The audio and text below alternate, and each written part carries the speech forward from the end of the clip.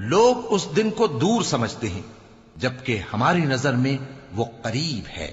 جس دن آسمان ایسا ہو جائے گا جیسے پگھلا ہوا تانبا، اور پہاڑ ایسے جیسے رنگین اون، اور کوئی دوست کسی دوست کو نہ پوچھے گا حالانکہ ایک دوسرے کو سامنے دیکھ رہے ہوں گے۔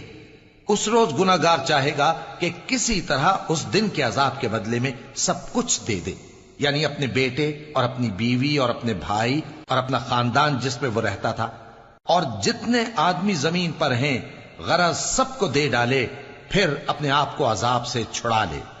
لیکن ایسا ہرگز نہیں ہوگا۔ وہ بھڑکتی ہوئی آگ ہے، کھال ادھیڑ کر کلیجہ نکال لینے والی۔ وہ ان لوگوں کو اپنی طرف بلائے گی جنہوں نے دین حق سے اعراض کیا اور منہ پھیر لیا، اور مال جمع کیا پھر سینت سینت کر رکھا۔ کچھ شک نہیں کہ انسان کم حوصلہ پیدا ہوا ہے۔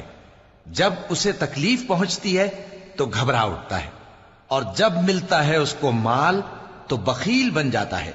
مگر نماز ادا کرنے والے جو نماز کا التزام رکھتے اور ہمیشہ پڑھتے ہیں، اور جن کے مال میں حصہ مقرر ہے، یعنی مانگنے والے کا اور نہ مانگنے والے کا، اور جو روز جزا کو سچ سمجھتے ہیں، اور جو اپنے پروردگار کے عذاب سے خوف رکھتے ہیں، بے شک ان کے پروردگار کا عذاب ہے ہی ایسا کہ اس سے بے خوف نہ ہوا جائے۔ اور جو اپنی شرمگاہوں کی حفاظت کرتے ہیں مگر اپنی بیویوں یا باندیوں سے کہ ان کے پاس جانے میں انہیں کچھ ملامت نہیں، اور جو لوگ ان کے سوا اور طریقے ڈھونڈیں تو وہ حد سے نکل جانے والے ہیں، اور جو اپنی امانتوں اور اپنے عہد و پیمان کا پاس کرتے ہیں، اور جو اپنی گواہیوں پر قائم رہتے ہیں، اور جو اپنی نماز کی پابندی کرتے ہیں، یہی لوگ جنتوں میں عزت و اکرام سے ہوں گے۔ تو اے نبی، ان کافروں کو کیا ہوا ہے کہ تمہاری طرف دوڑے چلے آتے ہیں، دائیں اور بائیں سے گروہ گروہ ہو کر جمع ہوتے جاتے ہیں؟